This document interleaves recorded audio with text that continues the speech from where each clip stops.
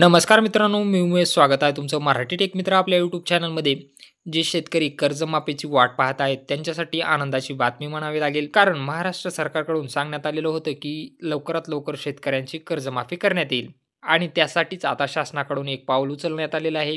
कर्जमाफीसाठी एक समिती गठीत करण्यात आलेली आहे आणि त्याबद्दलचा शासन निर्णयही निर्गमित करण्यात आलेला आहे.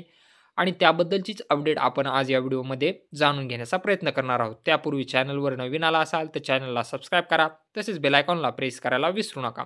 चला तर मग पाहूयात की काय आहे शासन निर्णय. या ठिकाणी पाहू शकता, राज्यातील शेती क्षेत्रात आणि शेतकऱ्यांच्या जीवनात आमूलाग्र बदल घडवून शेतकऱ्यांची थकीत कर्जाच्या विळख्यातून सोडवणूक करण्यासाठी अल्पकालीन व दीर्घकालीन उपाययोजना करण्याबाबत शासनास शिफारशी करण्यासाठी समिती गठीत करण्याबाबत 30 ऑक्टोबर 2025 रोजी हा शासन निर्णय निर्गमित करण्यात आलेला आहे. महाराष्ट्रातील शेतकरी राज्याच्या ग्रामीण अर्थव्यवस्थेचा एक महत्त्वाचा भाग आहे. तथापि अनियमित पाऊस, गारपीट, दुष्काळ, अतिवृष्टी व महापूर यासारख्या नैसर्गिक आपत्तीमुळे अनेक वेळा पिकाचे नुकसान होते. पर्यायाने शेतकऱ्यांचे मोठ्या प्रमाणात आर्थिक नुकसान होते.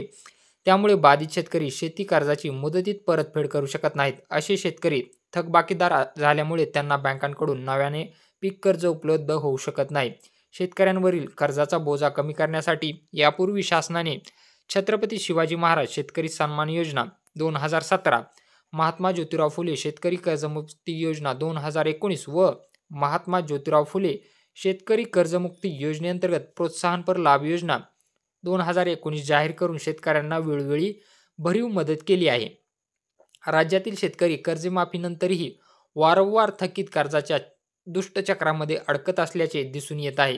त्यामुळे शेती क्षेत्रात आणि शेतकऱ्यांच्या जीवनात आमूलाग्र बदल घडवून शेतकऱ्यांची थकीत कर्जाच्या विळख्यातून कायमस्वरूपी सोडवणूक करण्यासाठी अल्पकालीन व दीर्घकालीन उपाययोजना करण्याची आवश्यकता आहे. या दृष्टीने शासनास अभ्यासपूर्ण शिफारशी सादर करण्यासाठी श्री प्रवीण परदेशी, माननीय मुख्यमंत्री यांचे प्रमुख आर्थिक सल्लागार तथा मुख्य कार्यकारी अधिकारी मित्र यांच्या अध्यक्षतेखाली उच्चाधिकार समिती गठीत करण्याची बाब शासनाच्या विचाराधीन होती आणि हीच समिती गठीत करण्यासाठी आता शासनाकडून जी.आर. निर्गमित करण्यात आलेला आहे. यामध्ये तुम्ही पाहू शकता, हे जी समिती असणार आहे याचे अध्यक्ष श्री प्रवीण परदेशी, माननीय मुख्यमंत्री यांचे प्रमुख आर्थिक सल्लागार तथा मुख्य कार्यकारी अधिकारी असणार आहेत.